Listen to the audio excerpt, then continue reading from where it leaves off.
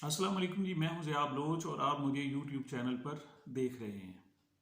आज का मेरा सवाल ये है कि आखिर क्या वजह है कि पाकिस्तान के अवाम इस स्टेटस को से तंग हैं और गुज़श्ता 35 साल से पाकिस्तान पर हुकूमत करने वाली दो हुकूमतों, दो ख़ानदानों से वो इस कदर नाला हैं कि वो चाहते हैं कि कोई तब्दीली आए और बड़ी तब्दीली आए। और इमरान खान ने जो तब्दीली लाने की कोशिश की है उसका जिस भरपूर अंदाज में उसका रद्द किया गया है और स्टेटस को ने आकर दोबारा उस पर कब्जा कर लिया है, तो उसके खिलाफ एक शदीद नफरत क्यों है। इस नफरत के इजहार के लिए और उसको समझाने के लिए मैं तीन बयानात आपके सामने रखता हूं। दो ताज़ा हैं और एक पुराना है। पहला तो है जनाब ख्वाजा आसिफ साहब का, आपको पता है वजीर दिफा है पाकिस्तान के। उन्होंने आज सियालकोट में एक निजी स्कूल की कॉलेज की महफिल से जनाब खिताब किया। और दूसरा जो बयान है वो नजम सेठी साहब का, वो डायरेक्ट बयान नहीं है लेकिन वो एक ट्वीट है। लेकिन उस ट्वीट से एक जो उनके जहन है और ख़ास तौर पर इस स्टेटस को का जो जहन है उसकी अक्कासी होती है। और तीसरा बयान आज से कुछ साल पहले का है और वो इस वक्त के वज़ीर आज़म शहबाज शरीफ का है, जो उस वक्त वज़ीर आला पंजाब थे। ये सारा जो तकाबुल है ये असल में पाकिस्तान में जो ताज़ा दहशतगर्दी की लहर है इस हवाले से है। तो आगाज करते हैं नजम सेठी साहब से। नजम सेठी साहब आप समझते हैं कि 75 साल उनकी उम्र है और वो इस वक्त जो रिप्रेजेंट करते हैं वो मुस्लिम लीग नून को करते हैं। उनकी जो अहलिया हैं जुगनू मोहसिन साहिबा, वो बाकायदा मुस्लिम लीग नून में शामिल हो चुकी हैं और वो एमपीए थी जनाब। अब चूंकि असम्बली टूट गई वो साबिक एमपीए कहलाएंगी, लेकिन वो बड़े तमतराक और बड़े जोश व खरोश के साथ आई थी हमजा शहबाज साहब की हुकूमत में। और कहा जा रहा था कि उनको सीनियर मिनिस्टर बनाया जा रहा है, लेकिन बहरहाल वो नाहुकूमत रही और मुस्लिम लीग नून 16 जुलाई को चूंकि बुरी तरीके से हार गई, लिहाजा उनके हुकूमत में आने के चांसेस ही खत्म हो गए। जो मैं अर्ज करना चाह रहा हूँ वो ये कि नजम सेठी साहब बुनियादी तौर पर सहाफत को रिप्रेजेंट नहीं करते, बल्कि वो जो रिप्रेजेंट करते हैं वो मुस्लिम लीग नून को करते हैं और खासतौर पर पीडीएम की हुकूमत को करते हैं। आज उन्होंने एक ट्वीट किया और कुछ देर बाद वो ट्वीट डिलीट भी कर दिया। वो ट्वीट क्या था? ट्वीट है जनाब कि उन्होंने अपने से ये कहने की कोशिश की है कि पीएसएल को कोई खतरा नहीं है, लेकिन उनका जो तरीकाकार है वो ये था कि तालिबान कह चुके हैं कि उनकी जो लड़ाई है वो इस्टेब्लिशमेंट से है, कानून नाफिज करने वाले इदारों से है और पीएसएल को कोई खतरा नहीं है। और इस्टेब्लिशमेंट से लड़ाई इस वजह से है कि इस्टेब्लिशमेंट ने कुछ मुआहिदों को तोड़ा है। ये उनका जनाब ट्वीट है। अब असल में वो पूरी दुनिया को बताना चाह रहे थे कि टीटीपी ने भी कह दिया, तहरीक तालिबान पाकिस्तान ने भी कह दिया है कि आप जनाब पीएसएल कराएं, हम आप पर अटैक नहीं करेंगे। हमारा जो झगड़ा है वो दर हकीकत किससे है? इस्टेब्लिशमेंट से है, फौज से और जो दीगर कानून नाफिज करने वाले इदारे हैं। फौज पर चूंकि उनका बस नहीं चल रहा, लिहाजा वो जो पुलिस है वो इनके लिए एक सॉफ्ट टारगेट बना हुआ है और उस पर मुसलसल हमले कर रहे हैं। लेकिन कुछ देर बाद उन्हें ये ट्वीट डिलीट करना पड़ा। देखें, वो सिर्फ ये कहने के लिए कि पीएसएल सेफ है, वो एक पाकिस्तानी कौम की सोच में एक डिवीजन लाना चाहते हैं। वो चाहते हैं कि तालिबान जो है वो झगड़ रहे हैं, पाकिस्तानी कौम से नहीं झगड़ रहे हैं, पाकिस्तान के अवाम से नहीं उनका लड़ाई है, बल्कि उनकी लड़ाई इस्टेब्लिशमेंट से है। और इस्टेब्लिशमेंट की वजह भी उसकी बता दी क्यों है कि फौज और तालिबान के दरमियान कुछ मुआहदे थे, वो चूंकि मुआहदे तोड़े हैं फौज ने, इस वजह से वो तहरीक तालिबान पाकिस्तान के लोग इस वक्त या तो फौज पर हमला करेंगे या पुलिस पर हमला करेंगे, ये वो कहना चाहता है। और पीएसएल जो है, पाकिस्तान सुपर लीग जो है, वो बिल्कुल सिक्योर है। पाकिस्तान समेत तमाम टीमों को आकर पाकिस्तान में क्रिकेट खेलना चाहिए और उसको कोई बचाए लेंगे। हालांकि इनको पता होना चाहिए कि तालिबान ने ही हमला किया था। जो पहला हमला पाकिस्तान में क्रिकेट पर हमला हुआ था वो बाकायदा तालिबान ने किया था, किसी और ने नहीं किया था। और उसके बाद मुसलसल 10 से 15 साल तक पाकिस्तान को उस फेज से निकलते हुए गुजर गए थे। तो इस चीज को यही ज़हन में रखें कि नजम सेठी साहब कहना चाहते हैं कि तालिबान का झगड़ा फौज से है, पाकिस्तान के अवाम से नहीं और पीएसएल से नहीं है। लिहाजा पीएसएल जो है बिल्कुल सिक्योर है। और फौज से भी झगड़ा इस वजह से है कि उन्होंने कुछ मुआहदे तालिबान के साथ जो किए थे वो तोड़े हैं। यहां ठहर जाए जनाब। अब मैं थोड़ा सा आगे आपको ले जाना चाहता हूं। वो ये है कि नजम सेठी साहब ने आज ख्वाजा आसिफ साहब ने आज गुफ्तगू की है।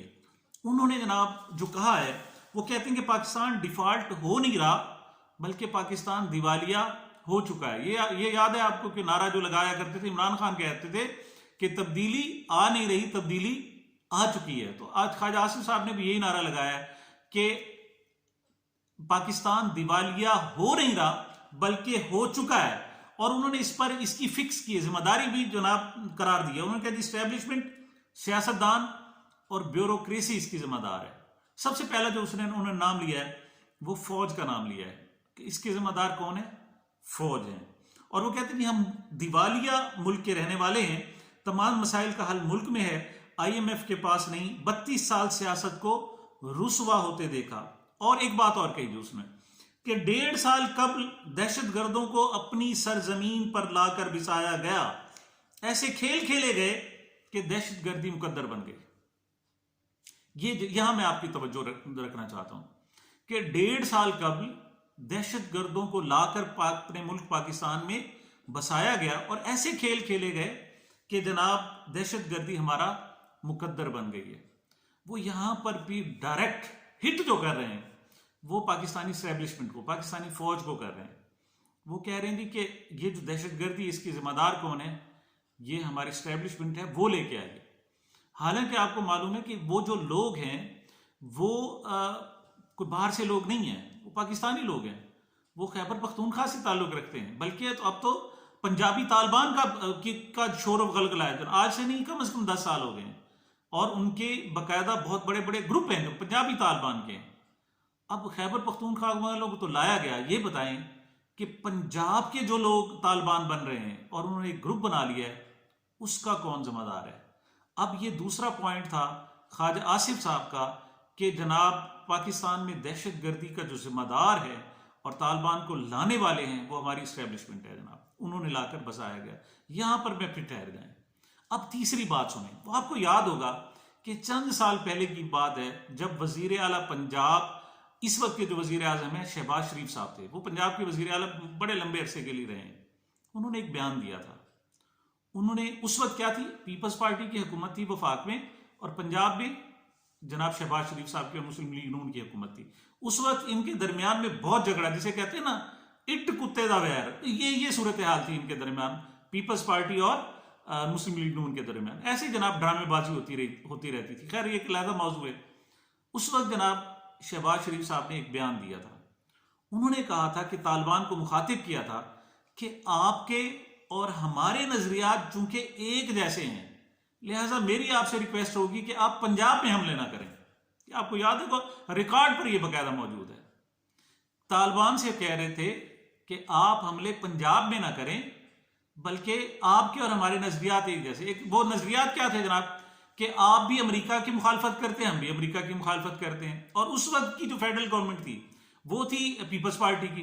चूंकि वो पीपल्स पार्टी अमेरिका की यार है, लिहाजा आप बेशक उन पे हमले करते रहें, आप बेशक खैबर पख्तूनख्वा में हमले करते हैं, बलूचिस्तान में हमले करते रहें, आप सिंध में हमले करते, कहीं हमले करते रहें, लेकिन पंजाब की गवर्नमेंट, आपके नजरियात और हमारे नजरियात एक जैसे हैं, लिहाजा आप उन पर हमले ना करें। मैं यहां तीनों पॉइंट्स पर, नजम सेठी का कि GPSL को कोई खतरा नहीं, तालिबान की लड़ाई फौज से है, और फिर ख्वाजा आसिफ का बयान कि जनाब पाकिस्तान में दहशतगर्दी लाने वाली फौज है, और तीसरा आज से कुछ अर्सा पहले का शहबाज शरीफ का बयान कि जनाब आपके और हमारे नजरियात तो एक जैसे, पंजाब में हमले ना करें। यह है इन लोगों की सोच। ये पाकिस्तान को पाकिस्तान नहीं समझते। ये लोग सिर्फ अपने मफादात के ताबे हैं। फिर आप लोग कहते हैं ना कि आप इनके मुखालिफ क्यों हैं। ये बुनियादी सोच मैं आपको बताना चाह रहा हूं कि ये लोग सिर्फ अपने मफादात हैं, सिर्फ, और उन्हें कुछ नहीं। और फिर पीपल्स पार्टी की तरफ ये जो पुराने लोग हैं जानते हैं, आप उठा के पुराने अखबार दिखा ले, जो पाकिस्तान की जनाब सियासत को कवर करते रहे सहाफी सीनियर, वो मुझसे इत्तफाक करेंगे कि पीपल्स पार्टी का तरीकाकार ये था कि उस वक्त सिंध में सिंधु देश का नारा लगाया जाता था, और GM सैयद होते थे, वो बाकायदा सरप्रस्त थे पीपल्स पार्टी के। और पीपल्स पार्टी ब्लैकमेल कैसे किया करती थी, वो इस तरह ब्लैकमेल करती थी कि हमें हुकूमत दे दो वरना हम सूबे की बात करेंगे, हम तो सिंधु देश सिंध की बात करेंगे। मतलब उस वक्त भी पीपल्स पार्टी की जो ब्लैकमेलिंग का तरीकाकार था वो ये था कि वो इस्टेब्लिशमेंट को भी ब्लैकमेल किया करते थे। और फिर नवाज की खानदान की देखें कि ये तो अपनी सारी की सारी दौलत ही यहां से ले गया। और मुझे याद है कि नवाज शरीफ साहब से कुछ अर्सा पहले पूछा गया था, उनसे कहा गया था कि आप यहां से सारी दौलत आपने फिरौन मुल्क क्यों शिफ्ट कर दी है। उन्होंने कहा जी 2-3 मरतबा हमारे चूंकि हम इदारे बनाते थे, फैक्ट्रियां बनाते थे और मिलें बनाते थे और ये आकर कब्जा कर लेते थे, तो हमें पाकिस्तान में सिक्योरिटी नहीं है, हमें तो कोई पता नहीं किस वक्त हमारे जनाब इत्तेफाक फाउंड्री पे कब्जा हो जाए और आके कब्जा कर लें, लिहाजा हमने तो अपने स्टेक्स बाहर रखे हुए हैं। ये है इन लोगों की पाकिस्तान के साथ मोहब्बत और उल्फत। जब भी आपके दो घर हो ना, मुतबादिल जब आपका घर हो, आपको उस घर से मोहब्बत रहेगी नहीं, आपको अल्टरनेट पैदा हो गया है। और इस वक्त तो इन लोगों का पाकिस्तान में घर रहा ही नहीं है, चाहे पीपल्स पार्टी हो, जरदारी साहब हो, बिलावल साहब हो, चाहे शरीफ खानदान हो, इन लोगों के स्टेक्स पाकिस्तान से बाहर हो गए हैं। यानी सबसे पहले सिर्रे महल जो है इसी जरदारी साहब ने जाकर स्विट्जरलैंड में बनाया था, और अब सारी जायदाद इनकी दुबई में। और अब तो वो इस कदर काया हो चुके हैं कि अब वो कहते हैं कुछ भी हो जाए, जितने मर्जी लीक्स आ जाएं, उन्होंने अपने आप को महफूज कर रखा है, सारी दौलत बाहर उठा के रखी हुई है। जहां जरा सी कोई तकलीफ होती है, वो यहां तक कि नवाज शरीफ साहब जैसा बंदा जेल से उठकर वहां चला जाता है और वहां मजे करता है और कोई उसे पूछने वाला नहीं होता।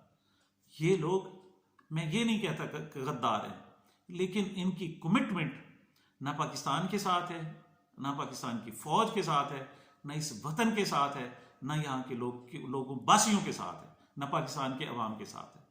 ये सिर्फ हुकूमत ही करने के लिए आते हैं, यहाँ हुक्मरानी करने के लिए आते हैं। इनकी मोहब्बतें, इनके स्टेक्स, इनकी दौलत, इनके कारोबार सब कुछ बाहर है। ये भुगतना हम जैसे लोगों को पड़ता है। हम यहाँ रहते हैं, हमारी औलादों ने यहाँ रहना है। यही वजह है कि हम तब्दीली चाहते हैं। हम चाहते हैं कि स्टेटस को का खात्मा हो। इस स्टेटस को का खात्मा कैसे हो सकता है, इस हवाले से मैं चाहूँगा कि एक नए व्लॉग में इंशाअल्लाह आपसे बात करूँ। मुझे, मेरे इस चैनल को अपनी दुआओं और मोहब्बतों में याद रखिएगा। मिलते हैं एक वक्फे के बाद।